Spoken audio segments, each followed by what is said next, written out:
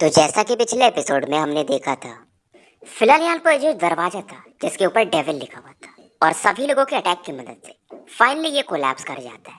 अब आगे, लेकिन जैसे ये कोलैप्स करता है, नीचे में जो मैग्मा था वो भी एकदम दहाड़ मारने लगता है और ऊपर आसमान की तरफ चढ़ता है और पहले से ज्यादा टेम्परेचर यहाँ पर बढ़ने लगा था। और इसके बीच में अब यहाँ पर ब्लैक स्मोक्स भी, जो कि पहले से काफी स्ट्रांग था, वो फैलने लगता है। वो शायद गेट के अंदर से बाहर निकलता है और इधर बेलू तुरंत ही अंदर की तरफ बढ़ता है। मैग्मा के अंदर में से एक हाथ बड़ा सा निकलता है और ये जो ब्यूटीफुल वुमेन थी उसे पकड़ लेता है। और ये लड़की काफी स्लो थी, फ्लेम्स के बीच में घिर जाती है और मैग्मा इसे अंदर खींच लेता है। मैग्मा के अंदर से इस बार एक पर्पल रेड कॉफिन बाहर आता है, उसके अंदर से भी एक दहाड़ सुनने को मिलता है। और इसे सुन करके इवन वांग वेर हु जुआन दोनों का एक्सप्रेशन मतलब बदल जाता है, क्योंकि शायद इस कॉफिन के बारे में ये लोग जानते थे। दोनों कोई टेक्निक यूज करते हैं और मानो ट्रांसपेरेंट हो जाते हैं और आगे बढ़ने लगते हैं जो दरवाजा खुला था उसकी तरफ। इधर इस कॉफिन में से एक रेड मैन निकलते हैं। ऑलसीर आगे बढ़ रहे थे, अब ये रेड मैन बीच में था, लेकिन मानो ऑलसीर कोई मंत्र पढ़ते हैं। वो बंदा थोड़ा सा रुक जाता है और इसका फायदा उठाकर ऑलसीर भी अंदर निकल जाते हैं। और फिलहाल ये जो रेड मैन था ये दहाड़ मारता है सी ऑफ फ्लेम्स के रूप में और सभी को डिवोर करना चाहता था। उधर वो जो लड़की थी पिंक ड्रेस वाली, वो भी पैलेस की तरफ ही बढ़ रही थी, लेकिन जब तक ये अंदर जा पाती, ये जो फायर ड्रैगन बनता है इसे डिवोर कर जाता है। वांगलिंग भी पैलेस की तरफ ही बढ़ रहा था, लेकिन ये भी इधर ही फंस जाता है और मास्टर वॉइड वो पैलेस में एंटर कर जाते हैं, या शायद नहीं, क्योंकि यहाँ पर डाउट मुझे भी है। तो फिलहाल ये जो फायर ड्रैगन बना था ये सभी को डिवोर करने के बाद नीचे जमीन पे जाके मतलब मैग्मा वर्ल्ड में एंटर कर जाता है। धीरे धीरे मैग्मा वर्ल्ड शांत हो जाता है, जो कि पूरे पैलेस को ही मतलब ये जो ड्रैगन था वो डिवोर कर गया था। इधर वांगलिंग को काफी अच्छा था, हीट एनर्जी की वजह से इसकी बॉडी और ज्यादा चमक रही थी, खास करके इसका वर्मिलियन बॉड टैटू। और वो क्राई भी कर रहा था और ज्यादा ये फायर ऑरा को एब्जॉर्ब करता है। थोड़े समय बाद ये आंखें खोलता है, समय बीतता है, वांगलिंग 3 बार जागता है और जो फ्लक्चुएशन था इसका बढ़ते जाता है। चौथी बार वांगलिंग आंखें खोलता है क्योंकि इसने अब अच्छा खासा ओरिजिन एनर्जी एब्जॉर्ब कर लिया था। इसे फील होता है ये मैग्मा में एक स्पिरिट है और अगर ये ज्यादा एब्जॉर्ब करेगा तो शायद वो स्पिरिट जाग जाए। और शायद वो जो स्पिरिट था मे बी वो फायर ड्रैगन था जो कि सभी चीज को अभी डिवोर कर गया था। अब वांगलिंग आगे की तरफ बढ़ता है, उसे एक बबल दिखाई देता है, उसके अंदर इसे कल्टिवेटर्स दिखाई देते हैं। उसके अंदर 2 लोग थे, वही गर्ल इन पिंक और वो ब्यूटीफुल वुमेन जिन्हें बेसिकली फायर ड्रैगन ने डिवोर किया था। और फिलहाल वो जो वुमेन थी वो बेहोश थी, उनकी पूरी बॉडी रेड कलर में चमक रही थी, मतलब लगभग अधमरी हो चुकी थी।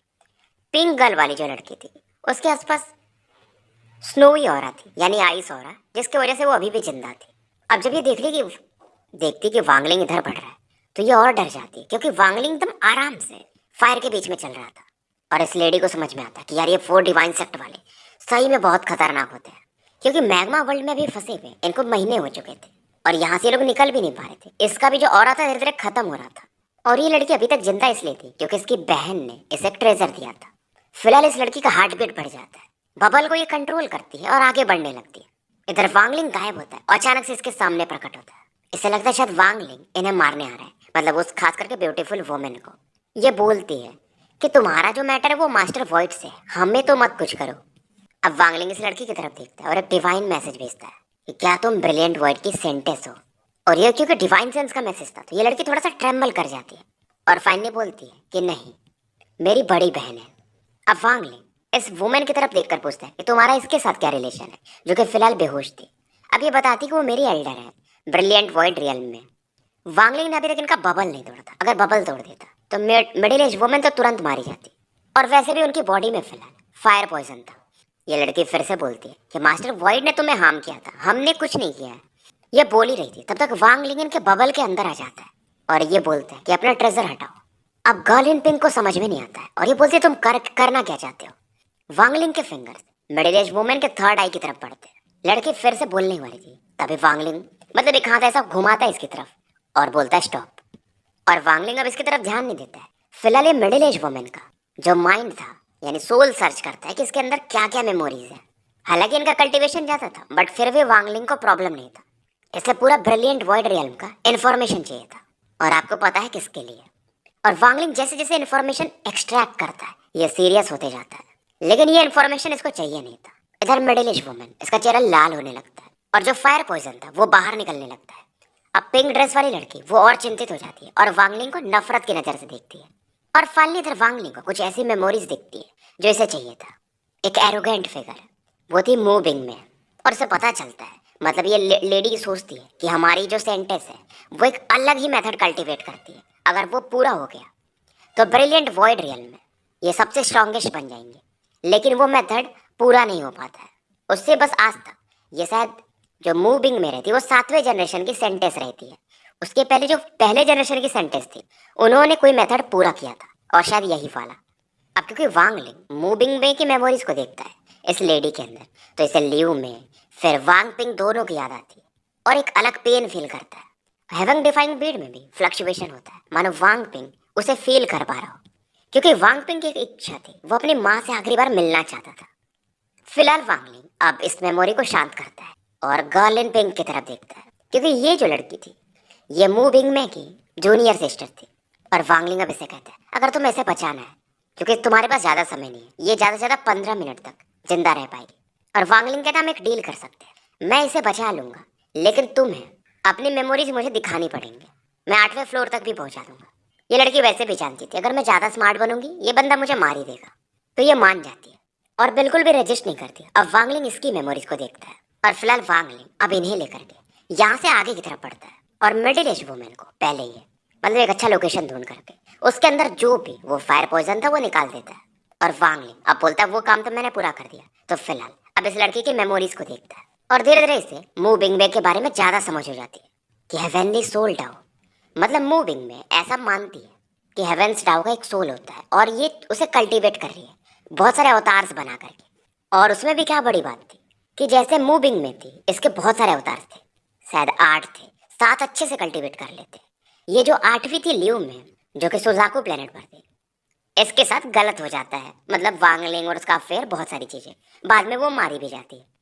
लेकिन लियू में को कभी पता ही नहीं रहता है कि वो एक अवतार है, क्योंकि मूविंग में ऐसी टेक्निक यूज करती है कि जब तक वो अवतार बहुत ज्यादा पावरफुल ना हो जाए, जैसे कि निर्वाणा क्लिंजर लेवल या उसके ऊपर चला जाए, तब तक उसे ये सब पता ही नहीं चलेगा। और जब पता चलेगा तो वो अपने आप आके मर्ज हो जाएगा। और हर एक अवतार को वर्जिन होना जरूरी था, तो टोटल 9 अवतार थे, माय मिस्टेक। और इस पिंक ड्रेस वाली लड़की को बस इतना पता था कि उस 9वें अवतार का नाम लियू में था और उनके साथ कुछ हो जाता है जिसकी वजह से सीनियर उनका कल्टीवेशन कहीं ना कहीं उसकी वजह से थोड़ा सा रुक जाता है। अब इसकी लड़की की मेमोरीज थोड़ी डैमेज तो होती है लेकिन उतना भी नहीं, मतलब ये अगर थोड़ा रेस्ट करेगी तो रिकवर हो जाएगा। वांगलिंग को जो आंसर चाहिए था वो मिल चुका था, पूरा नहीं बट काम भर तो मिल चुका था और इसे अंदाजा लगाने में ज़्यादा दिक्कत भी नहीं होती है।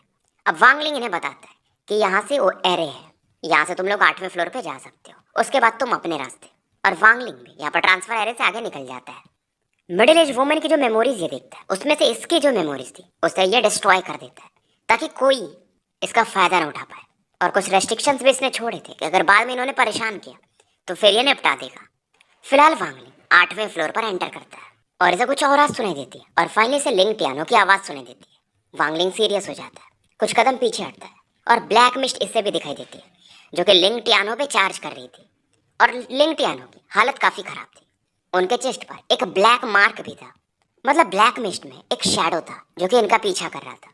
अब लिंग टियानो मतलब इस डेस्परेट बैटल में अपने बीच किलिन को भी यूज करते हैं और किलिन भी इसमें इंजर्ड हो चुका था, पर इनके पास समय नहीं था। अगर इन्हें यहाँ से निकलना था ये इस दौरान ब्लड सैक्रिफाइस यूज करते हैं और अपने 2 तलवारों की मदद से किलिन बीस्ट को ही स्टैब कर देते हैं।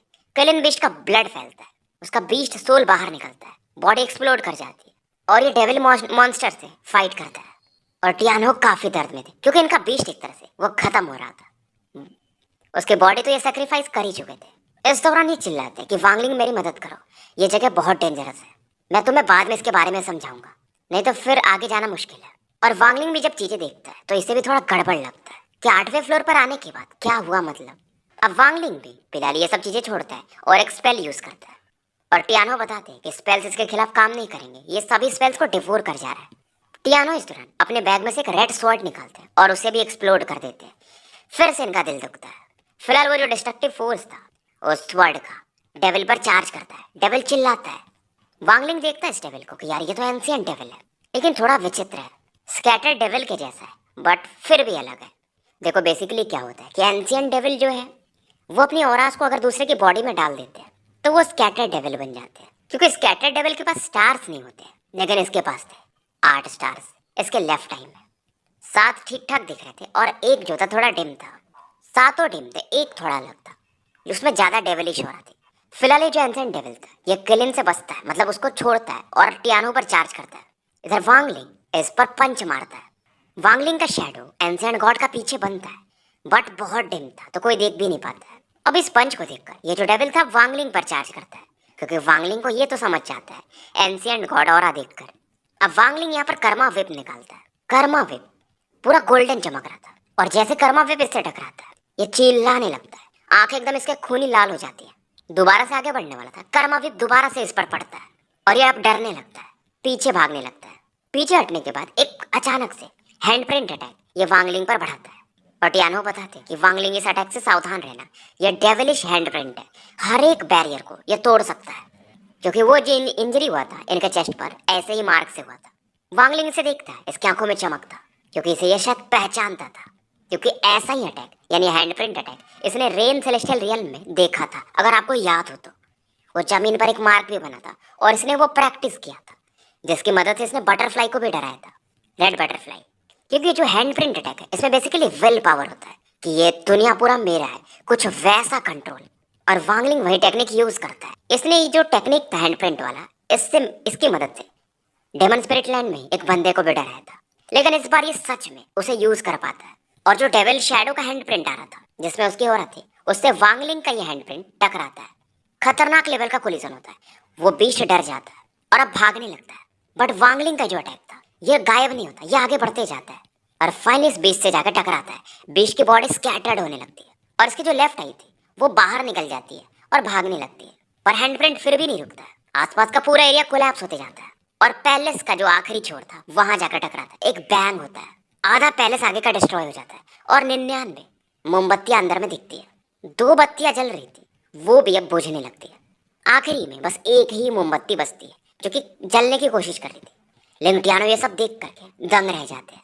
इन्हें समझ में नहीं आ रहा था कि यार ये वांगलिंग, ये बंदा हर बार क्या करता है। और वांगलिंग अब कहता है इसको, लेकिन ये खुद अशांत था। हालांकि जो हैंडप्रिंट का पावर था ये थोड़ा बहुत इसका पावर दिखा था, लेकिन क्या ही खतरनाक था। अगर ये फुल पावर पे यूज किया जाए तो पूरा सेलेस्टियल एम्परर के एक हैंडप्रिंट अटैक में खत्म हो जाए। फिलहाल वांगलिंग को लिंक टियानो फॉलो करते हैं। टियानो को पता था कि कल्टीवेशन में ये वांगलिंग से पावरफुल है, लेकिन अगर बैटल हो तो ये शायद हार जाए। अब आधा डिस्ट्रॉय कर चुका था ये पैलेस वांगलिंग, उधर बढ़ता है, कुछ पिल्स रास्ते में खाते हुए चलता है और फिलहाल अपने बैग में से फीमेल कॉप्स को बाहर निकालता है, सिल्वर वुमेन को। अब इसे देखकर टियानो और चौंक जाते हैं कि यार ये वांगलिंग कितना मिस्टीरियस और कितना पावरफुल बन चुका है। मैं इस बंदे को पहचान ही नहीं पाता हूँ। इसके स्पेल्स, इसके पपेट्स, इसको बस एक ही शब्द से डिस्क्राइब किया जा सकता है, प्रोफाउंड मिस्ट्री। ऐसा शब्द ये बस पहले एक बंदे के लिए यूज करते आए हैं और वो है ओलसिर। दूसरा बंदा वांगलिंग था। वांगलिंग ने अभी तक वो जो ग्रीन पिल दिया था वांगबे ने वो यूज नहीं किया था, क्योंकि जब ये मैग्मा वर्ल्ड में था तो कल्टीवेशन में इसका जो वर्मिलियन बर्ड टैटू था उसने अच्छी खासी ऑरा एब्जॉर्ब की थी और उस ऑरा को ये अपने ओरिजिन के रूप में भी धीरे धीरे ट्रांसफर कर पाता था, जिसकी वजह से वांगलिंग पूरी तरह से रिकवर हो चुका था। इधर वांगलिंग देखता कि यार यहाँ पर एक ही मोमबत्ती जल रही है, यहाँ पर कुछ बड़ा हुआ होगा। अब टियानो बताते हैं कि जब हम 7वें फ्लोर पर थे तो फॉग नहीं था, लेकिन जैसे ही 8वें फ्लोर में एंटर किया और 9वां फ्लोर खोलने लगे 3 डेविल शैडोज प्रकट हुए थे जो कि बहुत स्ट्रेंज थे। एक ने तो मास्टर वॉइड को सीरियसली इंजर्ड कर दिया। वांगवे भी अच्छे खासे इंजर्ड है क्योंकि उन पर बेलुओं ने पीछे से अटैक कर दिया, क्योंकि ऑलसिर ने उनकी मदद की थी बेलुओं की। हुजुआन का मुझे नहीं पता, वो अचानक से जब मतलब यहाँ पर आई तो गायब होगी 9th फ्लोर के अंदर समा गई। और मुझे एक डेविल शैडो है जैसा कि तुमने देखा इंजर्ड कर ही दिया था, क्योंकि जो ब्लैक फॉग था ये मतलब डिवाइन सेंस को भी फैलने नहीं दे रहा था। वांगलिंग सरप्राइज नहीं होता है कि ऑलसिर ने बेलुओं का मदद किया, क्योंकि ऑलसिर डेमन स्पिरिट लैंड में पहले से आते रहे तो बेलुओं के बारे में उन्हें पता तो रहा ही होगा। और वांगलिंग को आइडिया था क्योंकि इनके भी हेवनली फेट सेक्ट में बहुत सारे सीरियर डिसाइपल्स डेमोनिक स्पेल्स यूज करते थे। ऑब्वियसली वो जो स्पेल्स थे एंशिएंट डेमन जैसे ही थे, तो बेलुओं का और शायद ऑलसिर का पहले से कनेक्शन था। और वांगलिंग एक चीज और सोचता है कि जब ये सीनियर ब्रदर जावी को बचाने गया था, अगर आपको याद हो, तो इसने एक लिंग टियानो जैसा बंदा देखा था, बट वो एंशिएंट डेविल जैसा था। तो मतलब कुछ तो कनेक्शन था एंशिएंट डेविल, एंशिएंट डेमन, ऑलसिर और लिंग टियानो का। बट क्या था वो वांगलिंग को नहीं पता था। फिलहाल वांगलिंग को 9वें फ्लोर पर जाना था सेटुनान के लिए और जावी के लिए। तो ये पूछता है कि अंदर कैसे जाएंगे। इससे मालूम था सेटू भाई कहीं नीचे ट्रेजर्स वगैरह तलाश रहे होंगे, उन्हें कुछ नहीं हो सकता, वो बंदा अलग पावरफुल है। बट जावी 9th फ्लोर पर थे और सेटू का पॉइजन जो क्योर है वो 9th फ्लोर पर ही मिलेगा, तो जाना तो इसे पड़ेगा। अब टियानो पूछे तुम सच में जाना चाहते हो? वांगलिंग हाँ में सर हिलाता है। अब टियानो कहते अगर ये जा रहा है तो मैं क्यों नहीं जाऊंगा, इसके अंदर इतना गट्स है, मुझे भी चलना चाहिए। तो ये भी फिलहाल अब आगे बढ़ते हैं कि यार ऑलसीर जा सकता है तो मैं क्यों नहीं, मैं क्यों डरूं। और ये जो मोमबत्ती आती है उसकी तरफ आगे बढ़ते हैं और जैसे कि इन्होंने देखा था कि हुजवान ने मोमबत्तियों को इधर उधर किया था, तो वैसा ये करते हैं, एक फॉर्मेशन टाइप बनाते हैं और यहाँ पर एक लाइट चमकती है। अब लिंग टियानो उसके फॉर्मेशन के अंदर चले जाते हैं, वांगलिंग भी इन्हें फॉलो करता है। फिलहाल ये सिल्वर कॉप्स को अंदर रख लेता है। इधर इस दौरान 9th फ्लोर पर एक इंसान को दिखाया जाता है जो कि स्ट्रगल कर रहा था, और ये कुछ वैसा ही था जैसे 8वें फ्लोर पर था एक बंदा जो कि ये डार्क फॉग में घिरा हुआ था। इसकी बस आंखें दिख रही थी। पैलेस के बाहर में यानी 9वें फ्लोर के बहुत सारे लोग प्रेजेंट थे और ज्यादातर इंजर्ड थे, जैसे कि मास्टर वॉइड, ये खून की उल्टी कर रहे थे और वो ब्लैक ब्लड के रूप में बाहर निकल रहा था। वो मैन इन ब्लैक, उसकी भी हालत खराब थी और वो साइड में बैठकर कल्टीवेट कर रहा था। इधर ऑल सीर लगातार बैटल कर रहे थे और वांग वे हालांकि इंजर्ड थे फिर भी बैटल में लगे हुए थे। दो कारण थे, क्योंकि अचानक से हुजवान गायब हो गई थी और दूसरे इनके मास्टर किंग लिंग के लिए, और क्योंकि वांग वे के पास बहुत सारे पिल्स थे। तो फिलहाल ये जो बेलुओ के साथ मैटर था और ऑल सिर के साथ उस पर ध्यान नहीं देते। बेलुओ फिलहाल पहले से काफी अलग दिख रहा था, एक अलग ही स्ट्रॉन्ग डेमोनिक फ्लेम इसके बाहर चमक रहा था और डेविल शैडोज से फाइट कर रहा था और चिल्लाता कि टासिया मुझे मालूम है ये तुम्हारे डेविल शैडोज है, कब तक तुम ये ऑरा यूज कर पाओगे, कभी तो ये खत्म होगा। पर इस दौरान बेलुओ को आवाज सुनाई देती है कि बेलुओ बस थोड़ा देर, जैसे ही मैं किंग लिंग के बॉडी पर अधिकार कर लूंगा फिर देखता तुम मुझसे कैसे बैटल करते हो, फिर तुम्हें पता चलेगा कि मेरे पास कितनी ज्यादा डेविलिश एनर्जी है। अब वांगवे की जो आंख थी वो एकदम लाल हो जाती है, एक ब्लू लाइट चमकती है और आसपास पूरा वाटरी ऑरा ये इकट्ठा करने लगते हैं और ये जो फॉग थी इसे हटाने लगते हैं। इस दौरान ओल्ड मैन जो गॉड पर थे वो भी अटैक करते हैं। जावी भी यहाँ पर थे बट पहले से काफी वीक हो चुके थे। पर इस दौरान वांग लिंग और लिंग टियानो भी यहाँ पर आ जाते हैं। 9th फ्लोर ज्यादा बड़ा नहीं था, पैलेस था और ज्यादा कुछ नहीं। इधर ऑल सिर्फ एक पावरफुल अटैक यूज करते हैं, हेवनली फेट फिंगर, क्योंकि जो पैलेस था उसके लोग बाहर खड़े थे और पैलेस जो था वो ब्लैक फॉग से भरा हुआ था। तो फिलहाल वांग वे और ऑल सिर दोनों का अटैक उसी तरह पड़ता है। एंशिएंट डेमन बेलुओ भी एक शैडो निकालता अपनी बॉडी से जिसमें 24 फ्लैग्स थे और ये पूरा स्पेस कवर कर लेते हैं और एक प्रेशर रिलीज होता है। मास्टर वॉइड अटैक करने वाले थे, जब ये वांगलिंग को देखते हैं तो रुक जाते हैं। मैन इन ब्लैक इसके अंदर एक लालच था कि अगर किंगलिंग का ब्लड मिल जाए तो मजा आ जाए, या वैसे भी सभी लोग बैटल कर ही रहे हैं तो मुझे ब्लड तो मिल ही जाएगा। वही ओल्ड मैन वो जो गॉड वाला था उसे बस किंगलिंग के स्पेल्स चाहिए थे, उसे थर्ड स्टेप वगैरह से उतना मतलब नहीं था कि यार वो तो पहुंच ही जाएंगे, आज नहीं तो 10,000 साल बाद। अब जब ऑल सिर का अटैक टकराता है आसपास का पूरा एरिया कोलैप्स होने लगता है, केव में भी दरारें आने लगती है, पूरा 9वां फ्लोर इस दौरान अफेक्ट होते हैं। और बेलुओ का अटैक था, वांगवे का अटैक था, तो पूरा जो डेमन स्पिरिट लैंड था वो भी कांप जाता है। अब इनके अटैक उस ब्लैक फॉग से टकराते हैं। 8वें फ्लोर पर वो जो आखिरी मोमबत्ती था फाइनली वो भी बुझ जाता है और जैसे ये बुझता है वो जो मिडिल एज मैन थ्रोन पर बैठे थे जिनके आईब्रोज चमक रहे थे अब वो भी शांत हो जाते हैं और जो डेविलिश हो रहा थी उनके बॉडी में और ज्यादा एंटर करने लगती है। इनके आंखों में जो कंफ्यूजन था वो खत्म हो जाता है और इनकी आंखों में अब डेविलिश फ्लेम देखने को मिलता है। अब इनके लेफ्ट आई में 8 स्टार्स चमकते हैं और एक स्माइल आता है। अब फाइनली ये खड़े होते हैं। अब आप समझ सकते हो कि किंगलिंग को टाजिया ने एक तरह से लगभग कंट्रोल कर लिया है। अब क्योंकि कितने हजारों सालों से यहीं पर बैठे थे तो बॉडी मूव नहीं करती है, लेकिन फाइनली अब ये मूव करते हैं। पूरा पैलेस सैटर्ड हो जाता है और ये बाहर निकलते हैं। इनके बॉडी पर एक ब्लैक आर्मर भी आ जाता है। अब इन्हें देख करके वांगवे टीचर बोलते हैं ऑल सिर की आंखों में एक पागलपन था क्योंकि इस दिन का ये लंबे समय से वेट कर रहे थे।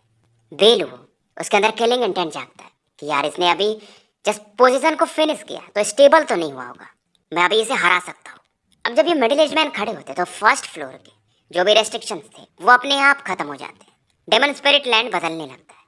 डेमन लैंड में जो भी डेमोनिक ऑरा थी वो इधर आने लगती है और जो भी बीस्ट सेलेस्टियल्स थे उनके अंदर भी डेविलिश ऑरा आने लगती है। और फिलहाल ये हंसता है। वॉर में मतलब जो अलायंस और ऑलेवन का बैटल चल रहा था वो भी इस ऑरा को फील करते हैं। फ्लेम स्पार्क हैरान थे क्योंकि फिलहाल वो बैटल में काफी मजे हुए थे, लेकिन इस ऑरा को फील करके कि यार ये तो सेलेस्टियल एम्परर किंगलिंग है। अलायंस के हेडक्वार्टर के बीच में एक मिडिल एज मैन बैठे थे और वो बोलते हैं यार सेलेस्टियल एम्परर ये जाग चुके हैं। फिर ये बोलते हैं नहीं ये, लेकिन वो नहीं है। इधर मूविंग में और वो ओल्ड मैन को भी दिखाया जाता है ब्रिलियंट वॉइड सेंटेंस में। वो भी बोलते हैं नहीं नहीं वो जागे तो है बट वो नहीं है। एक राहत की भी ये सांस लेते हैं और एक निराशा की भी। वर्मिलियन बर्ड डिवाइन सेट को दिखाया जाता है जहाँ पर एक 100 फीट का सफेद चट्टान था और उसका शेप अलग ही था, पर टेम्परेचर बाप लेवल पे था। इवन वांगलिंग भी इनके करीब नहीं जा सकता। 5 स्टार एंशिएंट गॉड भी इस चट्टान के सामने खड़ा नहीं हो सकता। और इस रॉक पर इस समय एक ओल्ड मैन बैठे हुए थे जो बहुत बूढ़े थे। इनकी चमड़ियां भी खत्म हो रही थी, मतलब डेथ के काफी करीब थे। ये थे वर्मिलियन बर्ड डिवाइन एम्परर। और इन्होंने क्या बैटल लड़ा था मैं आपको बता ही चुका हूँ कि अलायंस वाले ब्रिलियंट वॉइड वालों को पछाड़ दिया था। हालांकि इनके 7 या 8 अवतार डिस्ट्रॉय हो गए थे। फिर ये थोड़े चिंतित हो जाते कि क्या मेरा वर्मिलियन बर्ड आगे नहीं बढ़ पाएगा, क्योंकि जिस जगह से वो ऑरा आ रही थी वो समझ रहे थे। लेकिन इस दौरान प्लेनेट सुजाकू को दिखाया जाता है, टाउ सेन को दिखाया जाता है, जो कि 8 स्टार का इस एंशिएंट डेविल की ऑरा को फील करके बोलता है कि कुछ नहीं, ये बर्बाद है। 100 साल रुक जाओ बेटा, मैं जब बाहर आता हूँ तो देखता हूँ कि मेरे सामने कौन टिकता है। बॉडी तो थी ये सेलेस्टियल एम्परर किंगलिंग की। चारों सेलेस्टियल रियल्म्स में कोई भी इनके टक्कर का नहीं था जब ये थे तो। लेकिन फिलहाल इनकी बॉडी डेविलिश ऑरा से भरी थी और एक क्लोक भी बनता है इनके आसपास एंशिएंट डेविल वाला। वांगवे का जो सी ऑफ स्पेल्स था वो आगे बढ़ रहा था। इसकी वजह से यह दुनिया में टॉप लेवल कल्टीवेटर्स में गिना जाता था। और वांगलिंग को फील होता है कि ये जो स्पेल है वांगवे का, ये किंग्सवे के बराबर का स्पेल है, बस अगर जी रियल में हटा दिया जाए तो। बट ये जो मिडिल एज मैन थे यानी कि अपने किंगलिन, वो बस ऐसे उंगली ऐसा करते हैं और ये सी पूरा कोलैप्स कर जाता है। और फिलहाल वांगवे निराश थे कि टीचर मैं लेट हो गया। फिलहाल ये पीछे हट जाते। मिडिल एज की आंखों में पेन था, लेकिन फिलहाल अब उनके अंदर डेविलिश ऑरा थी। ऑलसिर का भी अटैक बढ़ता है और उसे भी यूं एकदम किंगलिंग खत्म कर देते हैं। मैं बोलूँ या तो टाजिया। और ये बहुत फास्ट होता है। वांगलिंग बस इतना दिखता है और समझ में आ रहा था इसे। और फिलहाल ये बंदा एक कदम आगे बढ़ाता है और रब से बेलुआ के करीब प्रकट होता है। लेफ्ट आई में इसके 8 स्टार्स चमकते हैं और जो भी फ्लैग्स थे बेलुओं के वो अब डिस्ट्रॉय होने लगते हैं। मतलब इतना फास्ट होता है कि लोग देख भी नहीं पाते हैं। मतलब रब से मारा, वांगवे का अटैक खत्म, उधर ऑलसिर का अटैक खत्म और इधर बेलुओं का अटैक खत्म। बेलुओं को गुस्सा आता है कि टाजिया, अगर तुम्हारे पास किंगलिंग की बॉडी है तो क्या, तुम्हारे पास अभी समय नहीं है ये तुम किंगलिंग के स्पेल्स यूज कर पाओ। तुमने अभी तक मेरे हिसाब से किंगलिंग के सोल को डिवोर नहीं किया होगा। टाजिया भी बोलता तो क्या फर्क पड़ता है, मतलब एक अलग ही आवाज आती है कि तो क्या फर्क पड़ता है। इधर ऑलसिर की आंखों में एक चमक आती है। फिलहाल ये लोग वांगवे वगैरह भी फिर से अटैक करते हैं। वांगलिंग पीछे हट चुका था। वांगलिंग ने इस बंदे को पहचान लिया था, मतलब किंगलिंग को, क्योंकि जब इसने नीदर काइड यूज किया था जहां से एक येलो क्रिस्टल भी इसकी तरफ आया था, ये वही थे। इसने वही जगह देखा था। और जब वांगवे टीचर बोलते तो ये समझ जाता है कि ये सेलेस्टियल एम्परर किंगलिन ही है। और अब थोड़ी यहाँ पर स्टोरी है, बैक स्टोरी, कि जब फिर वो सेलेस्टियल एम्परर किंगलिंग इंजर्ड थे तो बेलुओ और टाजिया ने इन पर अटैक कर दिया था। बेलुओ को तो उन्होंने 9 भागों में बांट दिया था, लेकिन टाजिया इनसे बैटल करते करते 9th फ्लोर पर आ गया था। उन्होंने 99 कैंडल्स जलाए थे ताकि एंशिएंट डेविल को बाहर निकाल सके। लेकिन फिर भी क्योंकि वो ज्यादा इंजर्ड थे और टाजिया था ठीक ठाक पावरफुल, तो उसने जो किंगलिंग्स के गार्ड्स थे उन्हें भी डेविल पाथ पर चलने के लिए मजबूर कर दिया था। बट वांगलिंग एक ही चीज से कंफ्यूज था कि वो जो स्कैटर्ड डेविल था जो कि लिंग टियानहो के जैसा दिखता था वो कौन है। बैटल के दौरान वांगवे खून की उल्टी करते हैं, आंखों में उदासी थी। इधर ये जो ब्लैक फॉग था वो ब्लैक लाइट के रूप में इकट्ठा होता है और वांगवे के पर चार्ज करता है और इतना फास्ट था कि वांगवे के चेस्ट के करीब पहुंच जाता है और आर पार निकल जाता है। वांगवे खून की उल्टी करते। वो जो मैन इन ब्लैक था जिसके अंदर लालच था ब्लड लेने का, अब तो वो पीछे भागता है। मास्टर वॉइड का भी सेम हाल था, पर ये कुछ दिमाग लगाते हैं और ये वांगवे पर चार्ज कर जाते हैं कि इस बंदे को निपटा देता हूँ। और ये वांगवे के करीब प्रकट होते हैं और सीधा इसके सर पे अटैक करते हैं कि तुमने उस छोटे, मतलब गाली देके बोलते हैं वांगलिंग को, उसकी मदद की थी ना, मरो। अब वांगलिंग ये देखता है तो भाई वो सीधा उधर ही बढ़ता है, लेकिन ये वॉइड के समान तेज नहीं था। इधर वांगवे, इनके हाथों से एक अर्थली येलो लाइट चमकती है। इधर वांगलिंग एंशिएंट गॉड फर्नेस को यूज कर देता है, वांगवे की तरफ इसे मतलब मूव करता है और बोलता है चेंज पोजीशंस। मास्टर वॉइड का जो अटैक वांगवे पर पड़ रहा था अब वो वांगलिंग पर आता है, क्योंकि वांगलिंग वांगवे की जगह पे चला जाता है और तुरंत ही अज़्योर ब्लू शील्ड को निकालता है और इस अटैक को ब्लॉक करता है। लेकिन फिर भी वांगलिंग खून की उल्टी करता है। फिलहाल इसे गुस्सा आता है। वांगवे बेहोश हो चुके थे। वांगवे को ये लेता है और यहाँ से निकल जाता है और वांगवे के पॉकेट से ही वो पिल निकालता है और उन्हें खिला देता है। फिलहाल वॉइड को गुस्सा हो रहा था कि लिटिल बास्टर्ड, आज तो तुम्हारी चमड़ी उधेड़ दूंगा।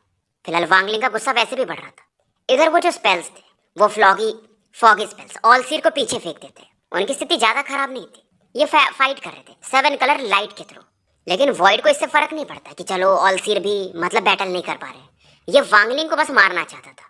इधर ओल्ड मैन जो गॉड वाले थे वो हैरान थे कि यार ऑलसीर भी हार गए और अब ये भागने लगे थे कि यार मतलब नहीं है, यहाँ से निकलो। ब्लैक फॉग के बीच में से एकदम बेजान तरीके से बेलुआ आके गिरता है। खून पूरा मतलब ब्लड, ब्लैक ब्लड टाइप हो रहा है, चारों तरफ फैलने लगती है। एंसेंट डेविल का राइट हैंड प्रकट होता है, 30 फीट का एक ब्लेड बनाता है और बेलुओं पर एकदम इसे निपटाने के मूड में था। और बीच में इसने ओल्ड मैन पर जो गॉड पे थे उन पर भी अटैक किया था। वो अपने गॉड से इसे ब्लॉक करते हैं, बट इनका गॉड भी कट जाता है और इनकी बॉडी भी 2 भागों में बढ़ जाती है। ओरिजिन सोल को भी टाइम नहीं मिलता और ये निपट जाते हैं। बहुत फास्ट होता है ये सब। लोगों की एकदम रूह काम जाती है यार, इतना जल्दी। वो ओल्ड मैन भी यार शायद निर्वाणा शैटरर लेवल पर थे या निर्वाणा क्लिंजर के पीक पर होंगे। और फिलहाल ये बेलुओं का पीछा करता है। ये बेलुआ उस समय, मैंने तुम्हें इसलिए नहीं मारा था क्योंकि हम लोग एक ही परिवार से आते हैं, लेकिन अब तुम आ ही गए हो यहाँ पर, बार बार मुझे परेशान कर ही रहे हो, तुम मरोगे। बेलुओ भी चिल्लाता है कि ये सब बकवास बंद करो। उस समय हमारा एक ही सौदा हुआ था कि मैं बॉडी लूंगा और तुम किंगलिंग की मेमोरीज लोगे, लेकिन तुमने मुझे धोखा दिया। एंशिएंट डेविल हंसता है, इसका हाथ जो कि ब्लेड के समान था वो और तेजी से मूव करता है और बोलता है कि अगर तुम अपना डेमन स्पिरिट फॉर्म रिलीज नहीं करोगे तो फिर मरोगे। और ये औरत इतनी फास्ट थी कि बेलुओं की बॉडी भी 2 भागों में कट जाती है, लेकिन जैसे इसकी बॉडी कोलैप्स होती है एक डेमोनिक फ्लेम यहाँ बाहर निकलता है और एंशिएंट डेमन बेलुओं की जो रियल बॉडी थी वो यहाँ पर प्रकट होती है, 1000 फीट लंबी। और ताजिया यहाँ पर 2 ही लोगों से सावधान था। एक तो यहाँ पर एंशिएंट गॉड ऑरा फील कर चुका था वांगलिंग की बॉडी से।